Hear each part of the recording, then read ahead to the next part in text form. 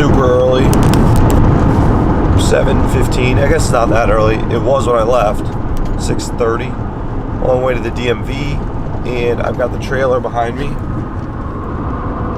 which means some shit's going down. Just arrived to the DMV, and I'm not stoked at what I saw. Cop. No, just kidding.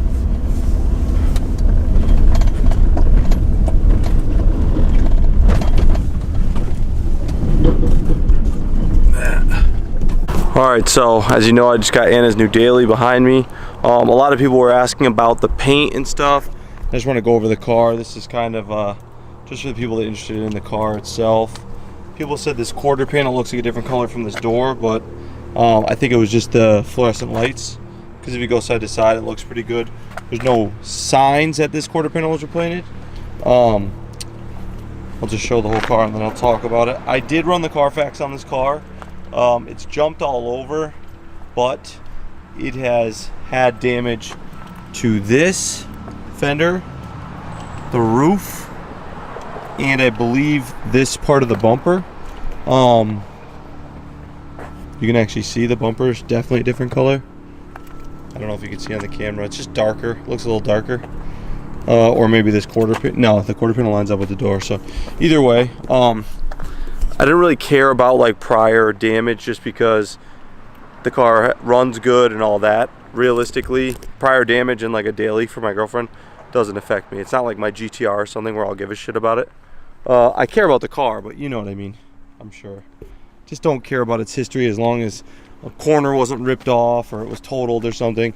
I ran the Carfax. It showed the damage on that side, but it was weird because it just said damage. So when I looked that up online, the feeling I got was that it was like hail damage and not accident damage, because it didn't report. There was no accidents reported or anything like that. It just said damage, and that's the conclusion I came up with. I'm sure the bumper is something totally different, but these taillights are heinous. Everything else, I really like the car. The ride home from Brooklyn, I got about 35 miles per gallon, which was awesome. I did get her a manual black interior for the kids. They're disgusting and will make a mess, so the black interior will help. The first mod I have for the car is going to be tints. I'm tinting it. It's kind of a nightmare when it's not tinted. It just gets like really hot in the back. So I'm going to tint the whole car, and that's really it. It's cool. It's a premium, so it has Bluetooth. It has a sunroof. I put this mirror in. It has, I don't know what the hell else. You guys probably know better than me, but it's got the HIDs. It's got a bunch of cool stuff. I like the options. I think this is like the perfect car. And the reason I got this car was to replace the CR-V. I hated the CR-V. Honda's, like, they're good cars, but it just felt really cheap. This kind of feels cheap too, but this is a lot cheaper. A lot more inexpensive. So the Honda felt cheap, but I spent a lot of money on it. This is cheaper money-wise and feels as, this is inexpensive, but feels as cheap. The reason I got this is because I don't want her dailing a Tahoe. So my next move now is to find a Tahoe. When I find a Tahoe, I'll get rid of my truck. Basically, that'll be like the tow / family rig for trips to like Florida or something if I have to tow a car. This is more like her getting around town, and you know, in the winter this is good and all that. Basically to keep miles off the Tahoe, and it doesn't get good gas mileage. This does. So I think this is a good daily for her.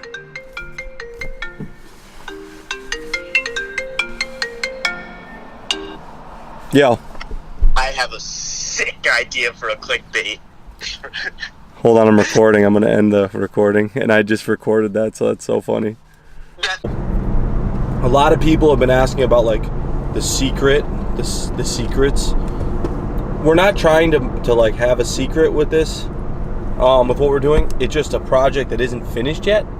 And we're like hyping it kind of, but realistically we can't like talk about it until it's done because we don't know the outcome of it. So anyone that's bothering, like, you take this too seriously. Anyone else that's stoked, that's why we're doing it.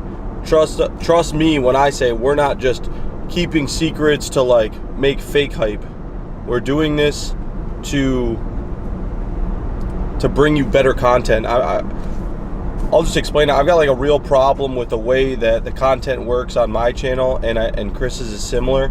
We're in this carousel of builds where we constantly have to like be building something. People want to see I'm just gonna talk about me. People want to see me turning a wrench myself and doing things. The only reason I'm a mechanic or know anything about this is because when I was younger, I couldn't afford to pay. When I was younger, I couldn't afford to pay people. So I learned what I learned in order to save myself money. I also started a business in order to save myself money so I could get parts for cheaper. The end game is what I'm into, and a lot of people may not like that or whatever, but I'm into the end game. I want to drive the car. That's what I like to do. I like to drive. I like to source out rare parts. I like stuff like that, but I like to drive the car. I like the finished product. So forgive me for not loving to go to the shop in 93-degree weather and work. And that's what it is. It's work. I'm here to just show my cars, show that I flip cars. You know, so if a car's not on the channel very long, don't get upset. It will be replaced. They're always replaced. I've been doing this for a long time, exactly the way I'm doing it. And, you know, I may have a really sick car, and if someone offers me really sick money for it, I'm going to sell it. That's how I get to the next level. That's how I've always done it. So, I don't know. Don't take this too seriously. It's just YouTube.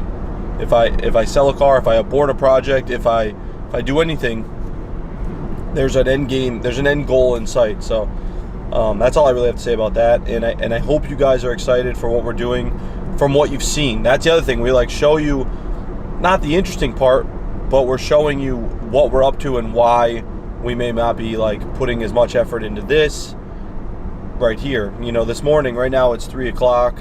On Saturday, I've been driving all day for the project. So it's 3 o'clock. I don't have a video because I couldn't work, and a lot of people were asking about the Subaru. So the people that are interested, I'm going to show them the Subaru. You know, that's all I can do is show you the content of what I do, and this is what I'm doing today. So I went to the DMV. I registered this. I got a template in the back, and I'm driving it to Anna now. She hasn't even driven the car yet. In the earlier part of the morning, I was working on the project with Rudnick. I've been waking Rudnick up at 8 o'clock every day. If you know Rudnick, that is no easy task. So, I don't know. Hope you guys like it. Hope you guys like what we're doing. Hope you guys like Anna's new Subaru. And maybe soon we'll get her in a video, because it's like something I guess I have to do. That's another thing, actually. Let's get a little discussion in the comments. Is this a hatchback or is this a wagon? I'll tell you my theory, because me and Grant had this conversation yesterday. A hatchback is anything with a lift back, you know, like with a hatchback on it. And a wagon is anything that is 4 doors with a hatchback, but it has to have the rear window, the furthest point back window. So like a 4-door Golf hatchback is not a wagon. It's still a hatchback. That's my theory. I don't know what really makes a hatch, what makes a wagon. If it's a length thing, I mean, that's all we could really come up with was the last window. When I said that, Grant's like, yeah, but the window's small. And I'm like, it's there though. You know, in a Golf, it's not there. So, and then coupe and sedan. I've heard coupe is a 2-door, sedan's a 4-door, but I've also seen like the old Datsun 510 2-door sedan has a different trunk, and that's called, or maybe it's coupe. One of them has a different trunk.